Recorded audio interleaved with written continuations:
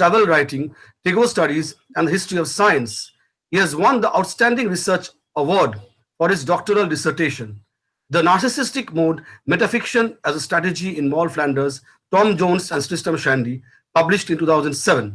Some of his major publications and edited volumes include Gitanjali, the Centenary Edition, 2012, Rabindranath Tagore, The Unsung Hero, Rabindranath Tagore and His Circle, Sharing the Dream, The Remarkable Women of Shantiniketan, Conference of Minds, the Rabindranath Tagore and Patrick Geddes Reader on Education and the Environment, co-edited with Tapoti Mukhopadhyay and Bashabi Fraser, The Scottish Enlightenment and the Bengal Renaissance, A Continuum of Ideas, and Shantiniketan for Visitors, the Bengali Chemist, Acharya Prafulla Chandra Rai and Post-Coloniality, and Boshundhara, Rabindranath Tagore and the Environment. He is joint coordinator of the UGC UKIERI project on the Scotland-India Continuum, Tagore and His Circle. He is presently also joint editor of the Vishwabharati Quarterly. Among his major awards, he has won the Outstanding Thesis Award by the Government of India, Research Award of UGC, the Oxford 18th Century Bursary, and a host of academic recognitions. He has traveled extensively to the university to different places, including Edinburgh University, Oxford University, and other places, Shanghai, China, where he has delivered the Tagore Memorial Lecture at the Rabindranath Tagore Center under the Mahatma Gandhi Institute of Mauritius. Professor Amrit Sen is also presently officiating as Director of Granthana Vibhag, the publication wing of Vishwabharati, since 2018. These are only some to name. He is not only that he is a prolific scholar, he is also a very nice and amiable gentleman and known to us as a very affable Amrita. He is a very down-to-earth person, and it is a pleasure listening to him. I'm sure that all of you will be immensely benefited by this talk. So I now request our very favorite Amrita, Dr. Amrit Sen, to deliver his talk. Over to you, Amrita. I would now request Shomik, our head of the department, Shomik also, to say a few words before Amrita takes over. Thank you, Shomik, please. No, it's all right. I think Amrita should start now. I'll say something at the end of the discussion. Okay. Right. Thank you. Am I audible completely? Absolutely. Right. Okay. Thank you, Anjan, for that very kind introduction, and thank you, Shomik, for being here with all your colleagues. Thanks to the college for inviting me over.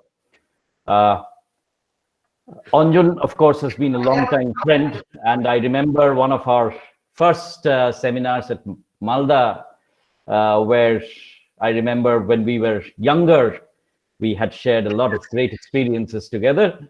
But now, of course, time has flown by and time's winged chariot is quite hurrying near us. Right. By the way, for students, this talk is being recorded. You've just received a message that the recording, of course, will be available on my YouTube page. My YouTube page actually also contains a lot of lectures on your CBCS texts. So if you are interested later on, you can listen to a complete segment of classes on the rape of the lock. I'm sure your teachers are providing you with a lot of material, but if you want to listen to some further lectures on Hobbes, for example, or Dryden, for example, then you can log into that YouTube page and listen to them. Right. I will not waste any more time on this, but now let me start my presentation by sharing with you my PowerPoint presentation that I have for you. Right. Is this visible? Just anybody could respond, please. Yes, sir. Yes. Yeah, it's visible. Right. Thank you. Now, the title of my lecture is, of course, The Rape of the Lock, an Overview. And I'll be gradually taking you through the major themes of this text, the mock heroic technique, the impact of colonialism, and the way women are presented in The Rape of the Lock. You have, if I am correct, cantos 1 to 3 in your syllabus. But I'll also talk very briefly about Canto 4 and 5, which are important to know how the poem concludes and what the ideology of the poem actually is. And what I'll do here is do something which is a great favorite with my students, play the game of Ombre with you as I read it through. So that is the basic structure of what I'm going to do today. And I begin by pointing out that The Rape of the Lock was published 1712, extended in 1714, and then extended once again in 1700 and 1718. So you actually have three variants of the text. It was initially written in 2 cantos, extended to 3, and then extended to 5 cantos. In the final edition, Pope added the speech of Clarissa, which is an important component of the text, which unfortunately many of you do not read. So I will make you aware of what the final change and the final statement that Pope made was. Now, once again, this is the man who wrote The Rape of the Lock, and you should be aware that Pope was one of the foremost satirists of the 18th century. He was approximately 4.5 feet tall, had polio throughout his life, and suffered from debilitating diseases. In fact, he talked about this long disease, my life, and certain experiences led him to a very patriarchal, misogynistic position. In fact, one of his very satiric lines about women was that most women have no character at all, and every woman is at heart a rake. So in a certain sense, this explains to a degree what Pope would have talked about, or what Pope's attitude towards women would have been. The second point that I would like to point out was that Pope was a Roman Catholic. And you remember that England at this point of time was predominantly Protestant, and the Catholics were relegated to the other side of the river, Thames, and therefore Pope resided at Twickenham. Also important because, Pope was part of this Catholic community where a quarrel broke out between two very established Catholic families, the families of Arabella Fermor and the family of Lord Peter, over the cutting off of the lock of hair, right? So Lord Peter, one of the aristocrats, had cut off a lock of hair of a young woman called Arabella Fermor. And this generated a family feud. And Pope's friend, John Carroll, the publisher, had asked him to write a poem to resolve this quarrel and laugh the people out of it. This was the immediate occasion for the Rape of the Lock. So my point being that the Rape of the Lock was occasioned by a social feud between two Catholic families, and as a Catholic poet, Pope stepped in to try and resolve this issue. Now, of course, this is the title page of the 1714 edition, incidentally, and you can see the word used here is a heroic comical poem. Now, the heroic comical poem, therefore, demands our attention. What exactly is this heroic comical poem, or the mock heroic? And the answer to this lies in Pope's invocation to the poem. What dire offense from amorous causes springs? And then note the next line, what mighty contests rise from trivial things? So the mock heroic uses the epic heroic mode of poetry with its ethos of battle, with its epic similes, with its grand style, but chooses as its subject matter something extremely trivial. For example, John Dryden in Mac Flecknoe, another poem which you should read, talks about the way in which there is this empire, his rival poet Shadwell, but the empire is one of nonsense. So the art of the mock heroic is an art of trivialization, undercutting, making the heroic ridiculous. Therefore, this is the mock heroic technique that Pope practices. Now, my point here is, what does Pope add to this? Now, the mock heroic is written by a lot of poets, but Pope adds a dimension of aesthetics, and he adds a dimension of feminization of the epic. Now, this is his unique contribution to this genre. So, what Pope does is, at the center of the mock heroic, he places a woman, a beautiful woman, Belinda, thereby transforming the entire world of the masculine epic into the feminine mock heroic. So, a degree of feminization which you should be very carefully attentive to. And the second is that within the world of the mock epic, which normally would have been one of ridicule, laughter, and reduction of the human target, satire very often can reduce human targets, Pope adds a degree of beauty. And this unique contribution of trivialization of the epic, feminization of the epic, and aestheticization of the epic makes Rape of the Lock one of the most unique poems ever written in the language. I mean, say, there are very few parallels to the Rape of the Lock in world literature in the way in which it treats the mock heroic structure. Now, you will of course see that those very lines talk about this verse to Carol muse and I sing, and the echo is of course to Virgil's Aeneid, of arms and the man I sing. And Pope says, of trivial things and mighty quarrels I sing.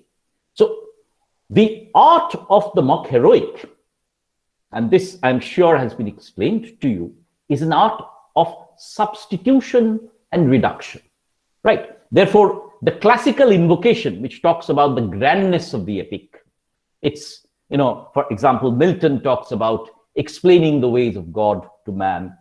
Virgil talks about arms and the man of great valor and announces the greatness of the poem. Pope also does that, but he substitutes the great battle with trivial things. So the art of the mock heroic, at every step, Pope takes the aspects of the epic and he substitutes it with feminine and aesthetic details. That is how the mock heroic operates in the Rape of the Lock. And we shall see this by the by. Now, many of you, of course, will want to see who this beautiful woman was. And this is Arabella Fermor, right? One of the most dazzling beauties of her age. And what Pope also does is he blesses Belinda as an epic heroine with great beauty, right? With sublimity. Now, you see, one of the aspects of the epic is something that I borrow from Longinus, the classical critic. Longinus talks about the sublime, the first theorist to talk about the sublime. And Longinus uses a word called perihypsos, on the sublime, Hypsous. Now, you know this word, hype. Hype is elevation, right? It is blowing something up. And therefore, Pope's art essentially is an art of sublimation of Belinda from an ordinary beauty to an extraordinary beauty. That is how the epic functions. That is how Belinda is elevated to the level of a sublime beauty. And how does this happen? What is the figure of speech used? It is the hyperbole, or the exaggeration. Saul through white curtains shot a timorous ray. See how beautifully that line goes through the first rays of the sun, as it were, and oped those eyes that must eclipse the day. What a beautiful thing to say to a woman. Her eyes are more beautiful than the sun. Pope will later on say, Belinda smiled and the world was gay. Now, those of you who are men here, men, young students listening to this lecture and thinking what a dull thing it would be, just remember that when you're sort of texting your girlfriend, you might just replace Belinda with the name of your girlfriend and see what happens to to the kind of quality that your message has. X smiled and the world was gay. Now, my point being, apart from jokes, what Pope has actually done is he has created the epic structure by blessing Belinda or by sublimating Belinda with more than ordinary beauty. Now, when we talk about the mock heroic, of course, we are looking at what are the satiric targets of Pope. The first target of Pope is, of course, the folly of women and how, this trivial quarrel could become a major conflict. Therefore, he's asking Belinda to forgive the Baron and take his hand in marriage. This is one. But the other thing that Pope satirizes, of course, is also the lifestyle of the aristocracy. Now, when you're reading the 18th century, you need to be aware that this is a moment of flux, a moment where the feudal structure of society, the feudal structure of English society gradually dissolves, and you have the rise of the merchants, the rise of London as a city, the rise of workers in certain cases, and therefore a certain dissolving of the social structure. And therefore, the aristocracy is associated with idleness and great pomp, but there is a subtle satire against this lazy aristocratic lifestyle, right? And that is where also another factor comes in. You see, and this factor is colonialism.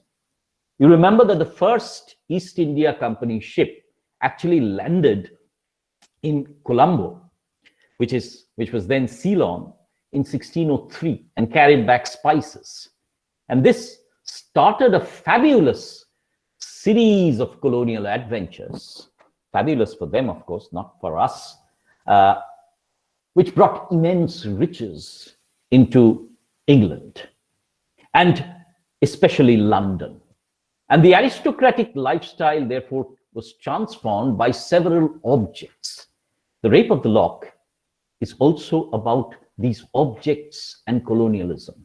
And Pope seems to point to the dazzling array of objects that existed in contemporary London and seems to both criticize the aristocracy while sort of being fascinated by the amount of riches and colonial treasures that they could enjoy.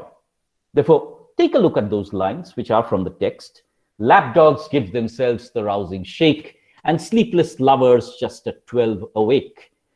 You have the pressed watch returning a silver sound.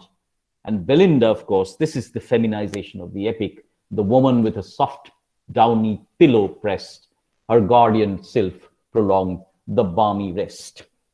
So there's an intersection here. What's the intersection? The intersection is of the projection of a social feud. The intersection is the projection of a feminine world. The intersection is of the projection of a colonial aristocratic world. I have very deliberately, many of you are thinking, I've evaded a word here, which is rape, right? Because, rape is not a word which we use very ordinarily. And the rape, of course, of the lock immediately reminds you of the classical rape of Helen, which provoked the Trojan War. Now, therefore, rape involves a kind of a violation of the body, the violation of the privacy. And in this poem, this entire question, therefore, the cutting of the lock of hair is actually an act of violation by the man of the woman's agency. Now, Pope tends to dissolve this, right? But how will he dissolve it in the poem is a question that we shall look at. So my point being, there's a lot of critical issues that are being raised by Pope, and he's trying to sort of maintain a very good spirit, a very comic spirit through which these issues can be, these very serious issues can be resolved. Right. And you have the illustrations, these were done a century later almost, but you have an idea of the bedchamber of Belinda and the amount of treasures that she would have. Take a look at these linen, which would be brought from India and Egypt. You can take a look, if you follow my cursor, at the slippers, at the lapdog, which would be once again imported, the slave. So you have a wealth of resources from the colonial world. Nowhere is this colonial impact more evident as in the toilet. Now, you remember that if you take a very quick look at the toilet, the toilet stands displayed, each silver vase in mystic order laid. Now, notice how Pope is sort of bringing together the sacred and the profane. Why? Because his target is about the pride that women take in their beauty, their narcissism, right? Therefore, he's talking about the ritual of the toilet or the ritual of the dressing table as a kind of a sacred ritual. So he's intermingling the sacred and the profane. And the point is the narcissistic pride of the woman in her own self. But you can see that underneath this is a very subtle satire that all women care about is their own figure and their beauty. And then suddenly you see how the poem leaps into the political, right? From the woman, the question now becomes the political.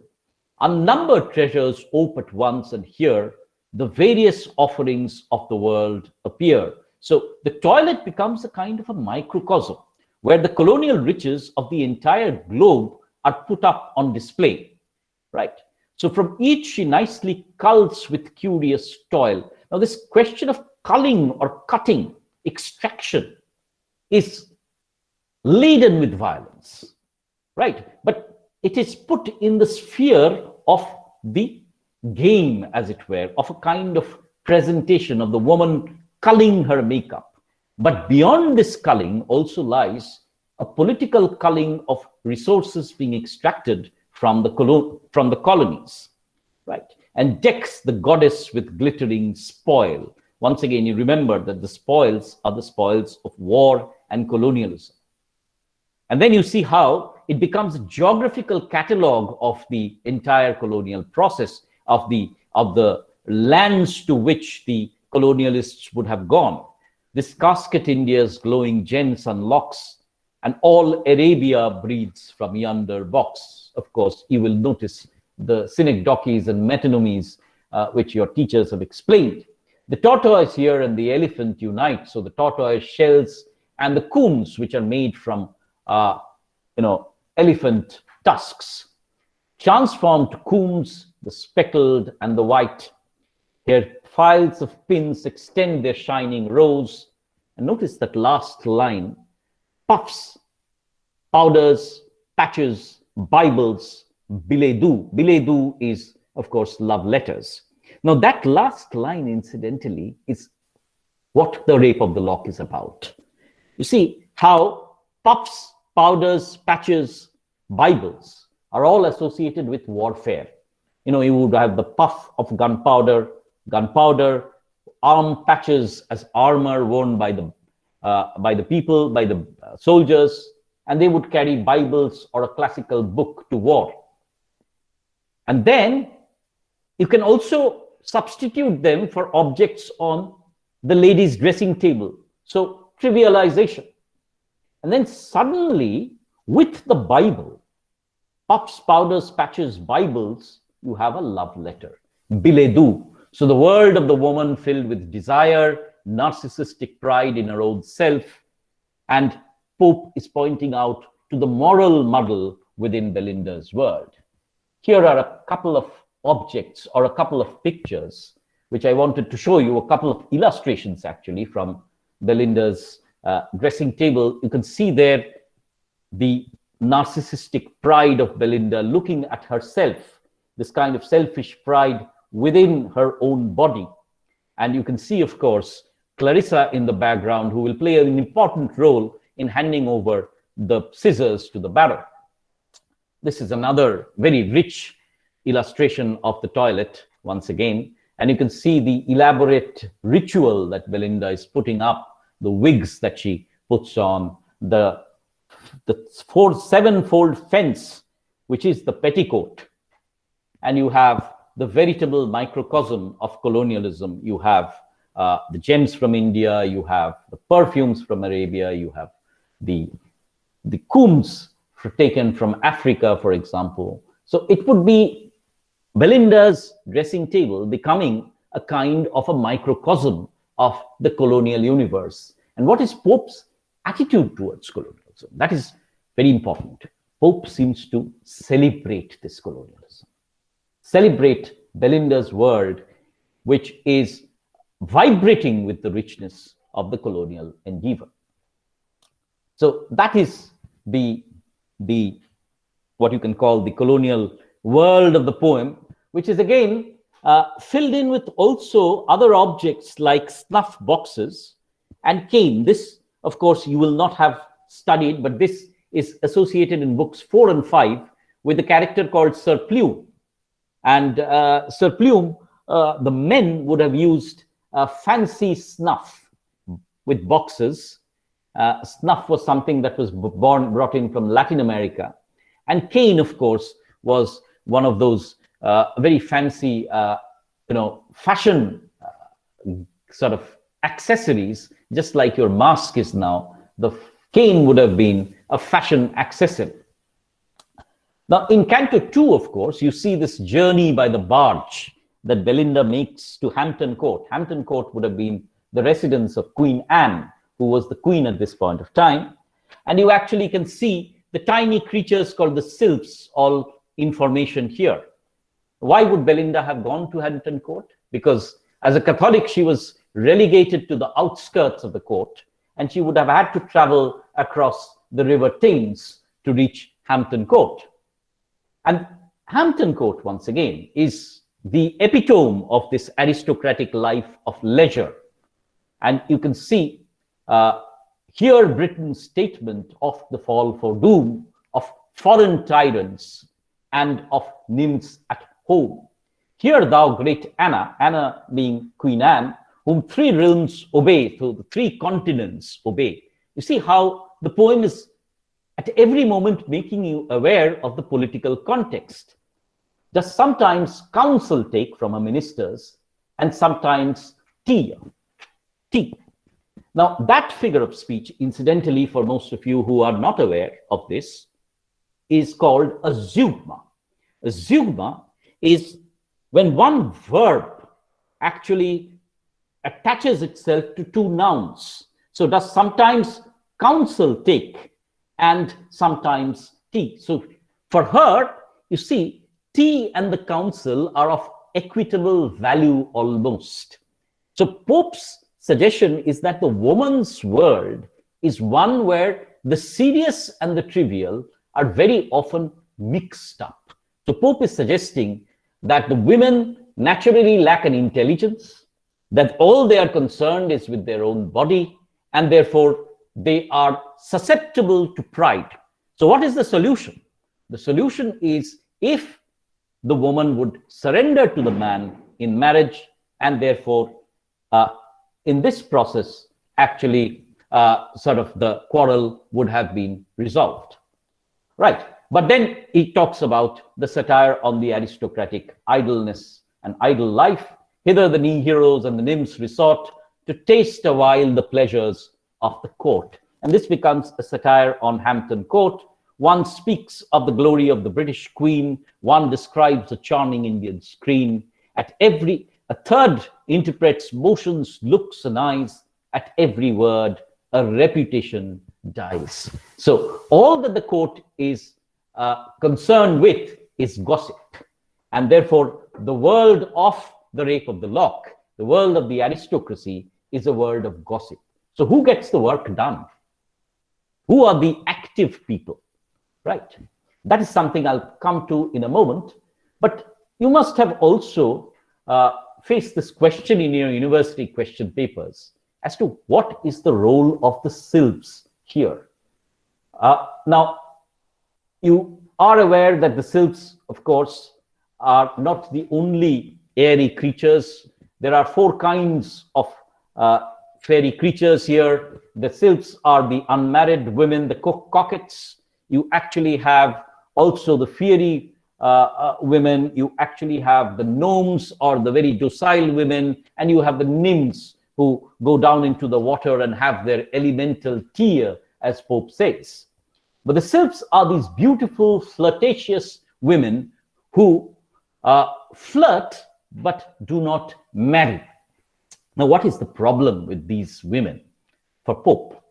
You see, for Pope and for patriarchy, and Pope being an agent of patriarchy, women's desire is something which he's very anxious about, because that can create chaos, just as Belinda is creating chaos in society.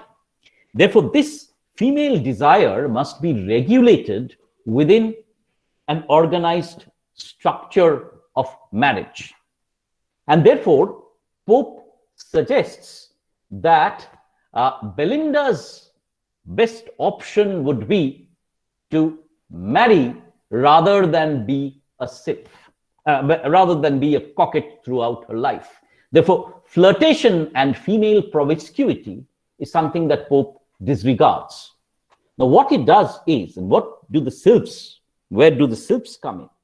The Sylphs create an ancestry of women who have been like Belinda, coquettes, flirtatious women, and who have therefore, been transformed into airy substances and guard female vanity and female virginity.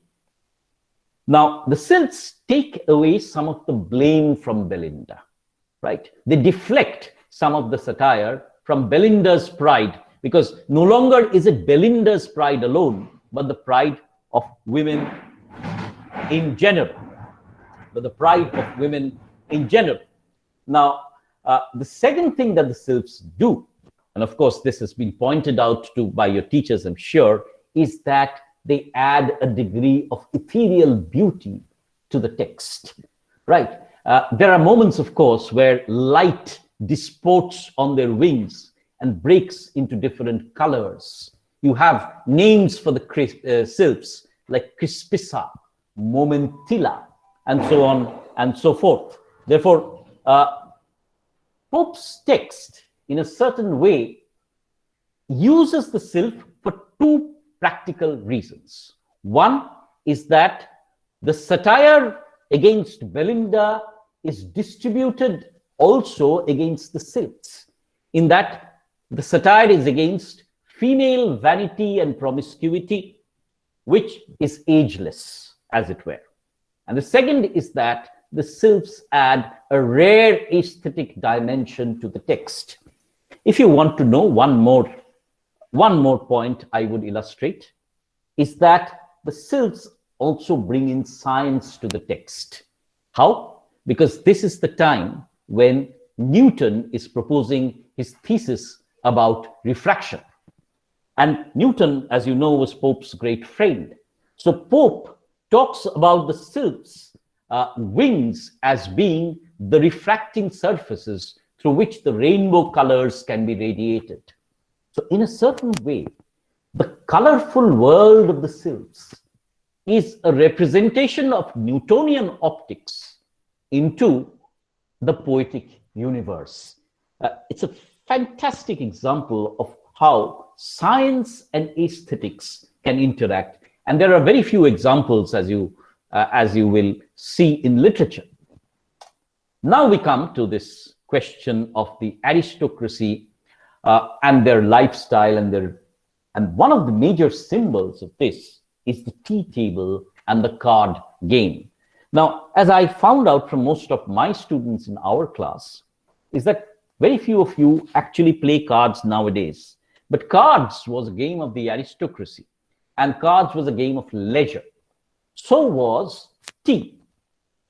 Now, I'll come to tea in a moment, but the game of Ombre is very crucial to the text. Why? Because Pope is bringing in these questions about rape and battle and conflict and colonialism within this pattern of the game. The rape is a very serious question. A woman's body is being violated. A woman's lock of hair is being violated. What Pope does is create a structure of the mock heroic and the game within which this can be dissolved into laughter. And therefore, this Game of Ombre becomes that moment when the mock heroic battle between the two armies, the Trojan War, is, as it were, represented in a moment of a card battle. So it's a mock heroic. It is also, what it does is it dissolves the seriousness of the Baron's action within a kind of laughter, right? And what is this Game of Ombre? And I'm very quickly going to play this game with you through visuals, of course. This I have prepared specifically for this particular lecture. Ombre was a game which was played by 3 people. It could be played by 4 or 5. In this case, it is played by 3 people. And you have actually a total of 10 rounds. And therefore, whoever wins 5 rounds in total actually wins the game. Therefore, it is played, of course, in this way. Now, let's just move to the text. Belinda now, whom a thirst of fame invites, burns to encounter 2 adventurous knights. Now, one of the things you also need to see in the Rape of the Lock is this latent sexuality within this text. Now, why does the Baron cut off Belinda's lock of hair? The hair is just metonymic. It symbolizes Belinda's body. It is sort of put as his passion for Belinda, his sexual passion, and therefore burns to encounter 2 adventurous knights, talks about female passion as well. And swells her breast with conquests yet to come. Straight the 3 bands prepare in arms to join. So these are the 3 people with the cards in their hand, each band the number of the sacred 9. So the skillful nymph reviews her force with care, and you see the details with which Pope describes this card game so that we can actually reconstitute that game. We can reconstruct that game for ourselves. Now move toward her, let spades be trumps.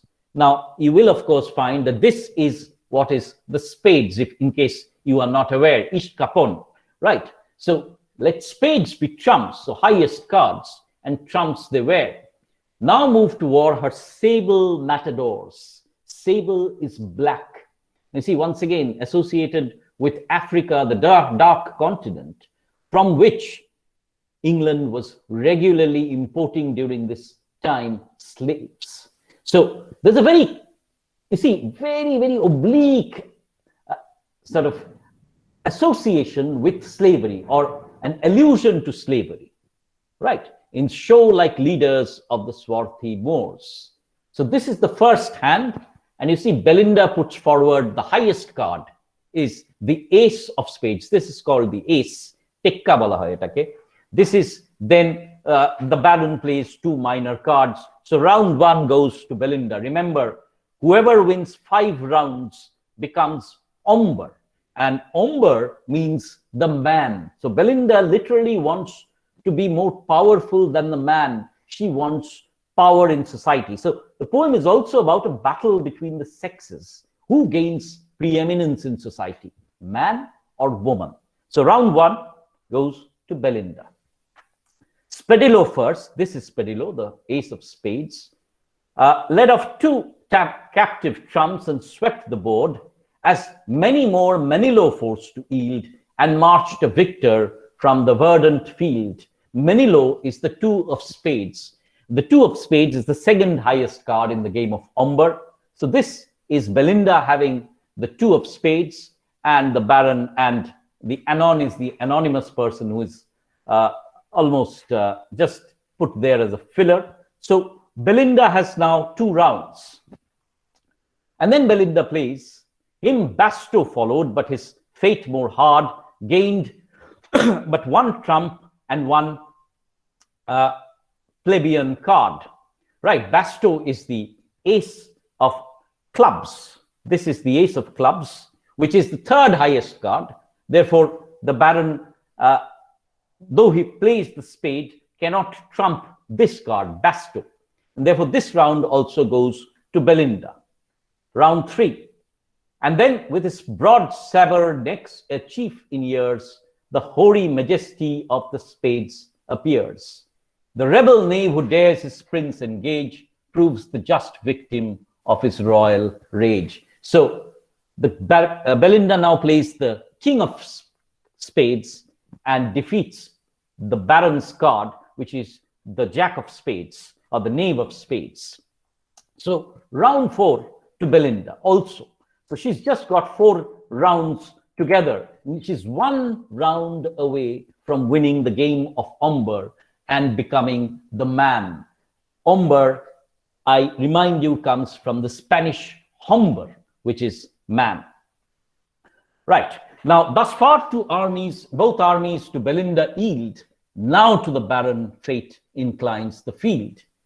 You see, one of the things you need to understand is the beauty of this text also. The delicacy with which Pope is describing a war game as a kind of a battle between men and women, and how you will see the colonial echoes also come into the text. His warlike Amazon, her host, invades the imperial consort of the crown of spades. So Belinda has played the king of spades, but now the Baron has a trump, and that is the queen of, this is the king of clubs, I'm sorry. Baron has played the queen of spades. So this round goes to the Baron.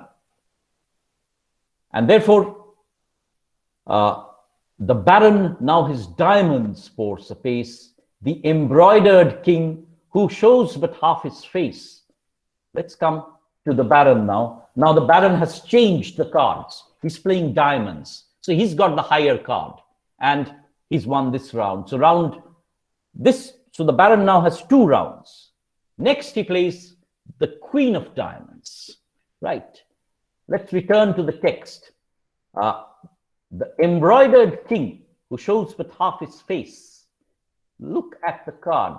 The king is showing half his face. You see the exactness with which Pope is describing the card also.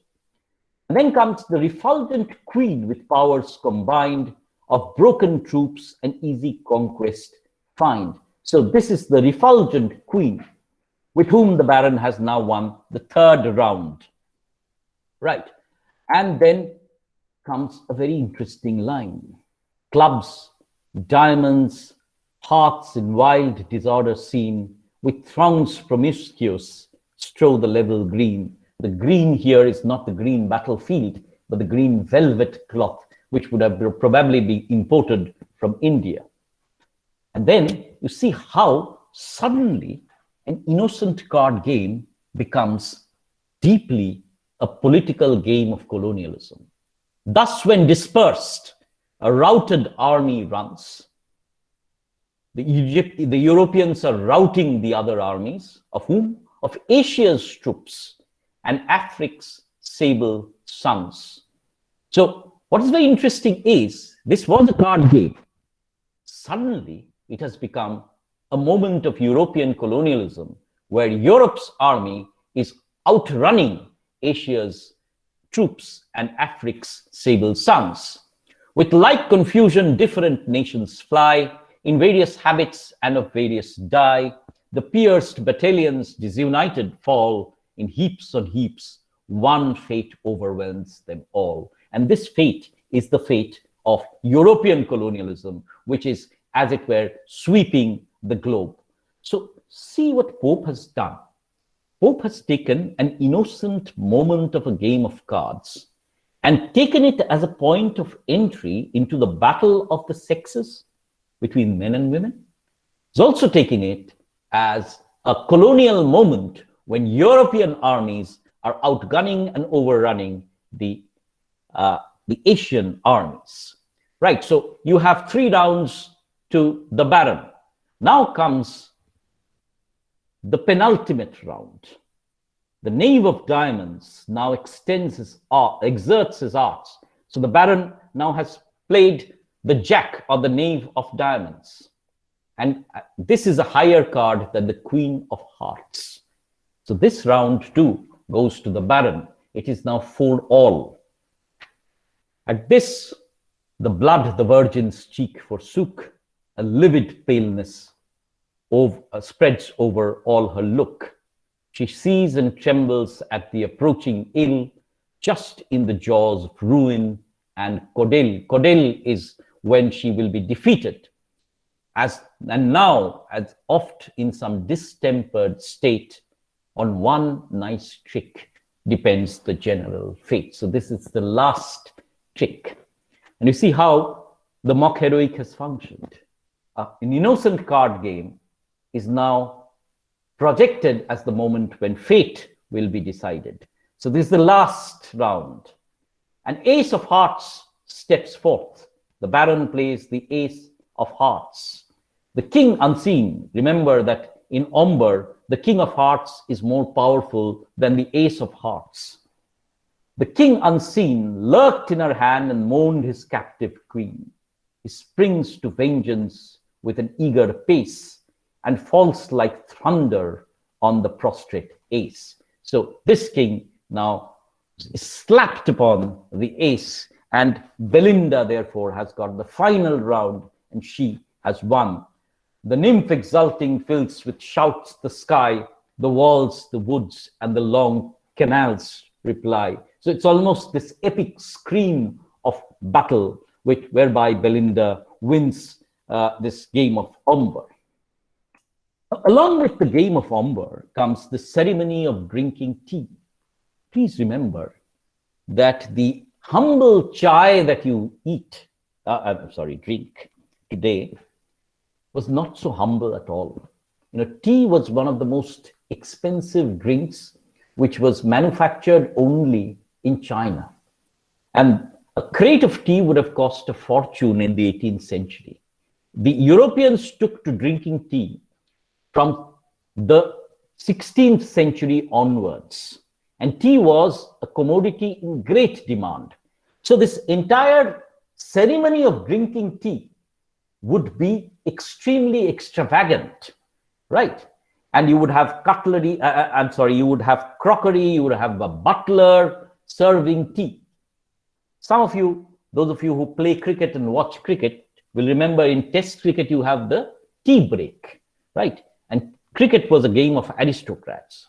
So tea was an extremely aristocratic drink. The other great import from China was, of course, porcelain.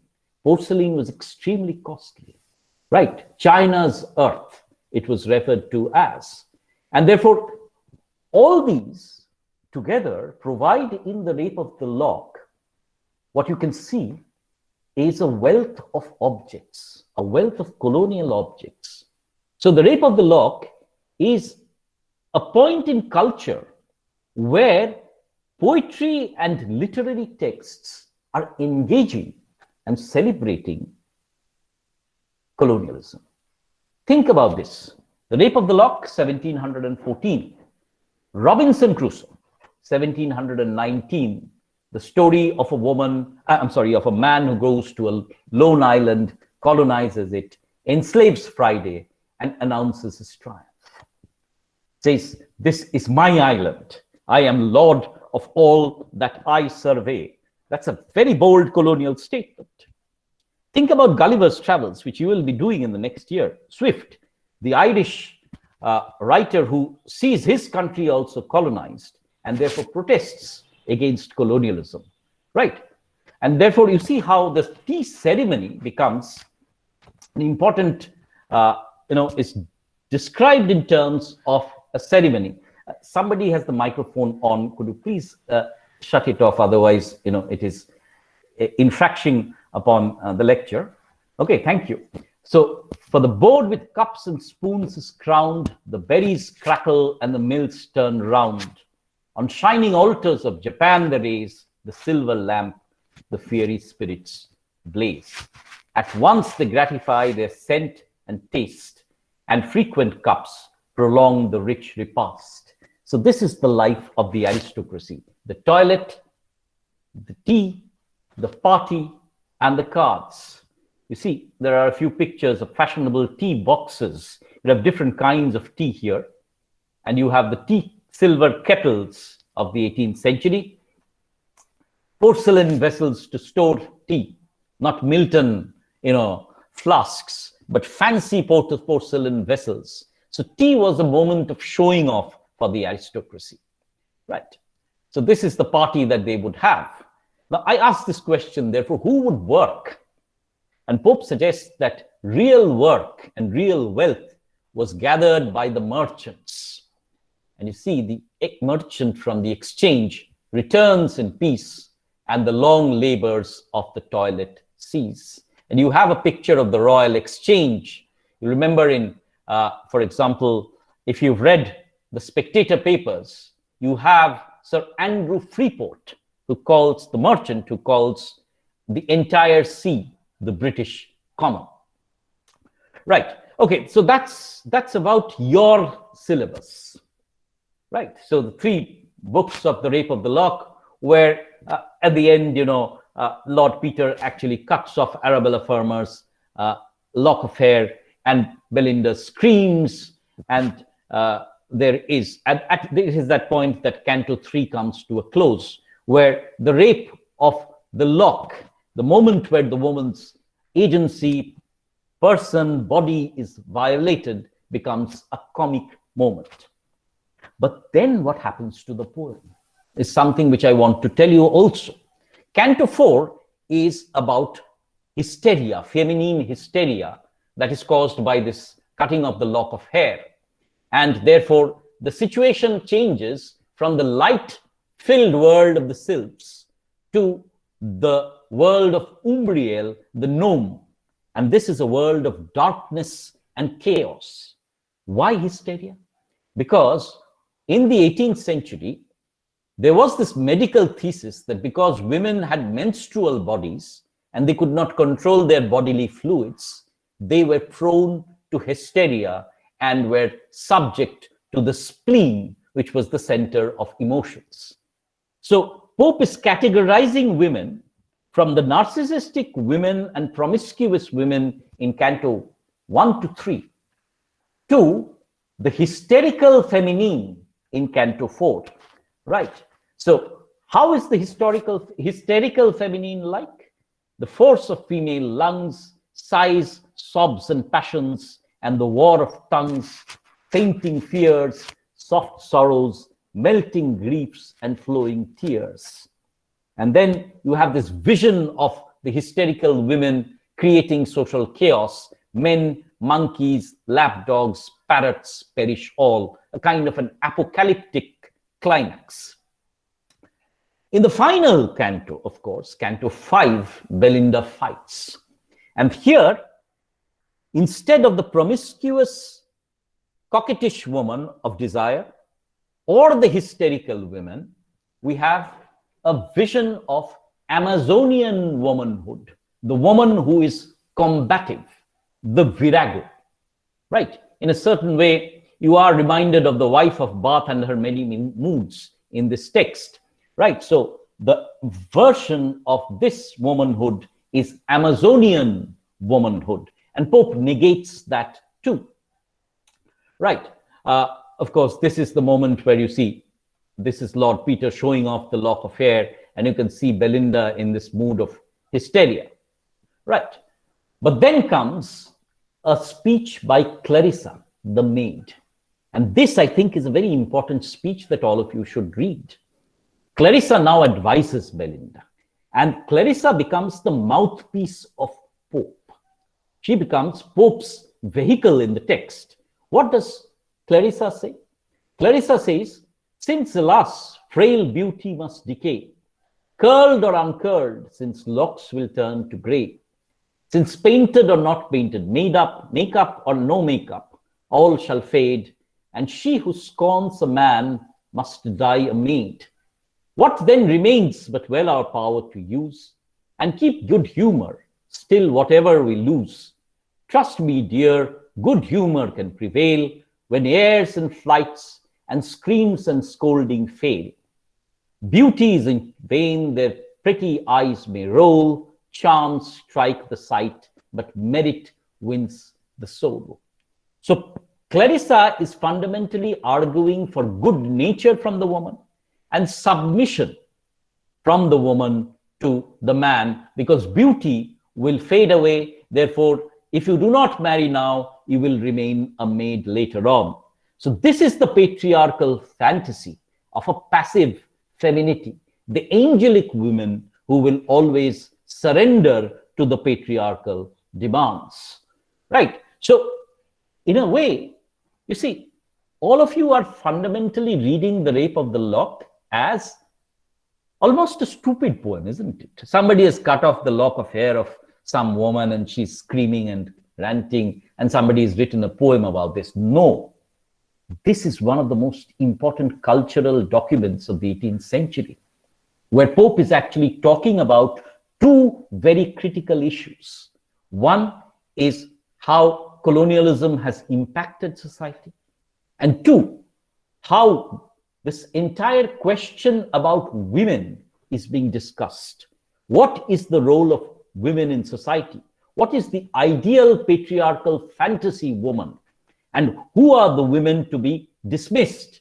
So what are the binaries? The patriarchal fantasy is the submissive, gentle woman with good nature.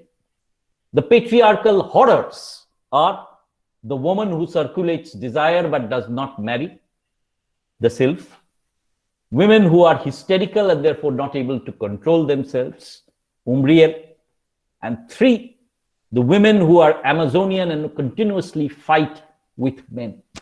And this is in the figure of Thalestris in Canto 4 of The Rape of the Lock. So on the one hand, we have Clarissa. On the other hand, we have three versions of femininity which Pope rejects in the Sylphs, Ariel, the Gnomes, Umbriel, Hysteria, and Thalestris, the Amazonian woman. So in a certain way, the poem is actually constructing a patriarchal vision of the ideal woman.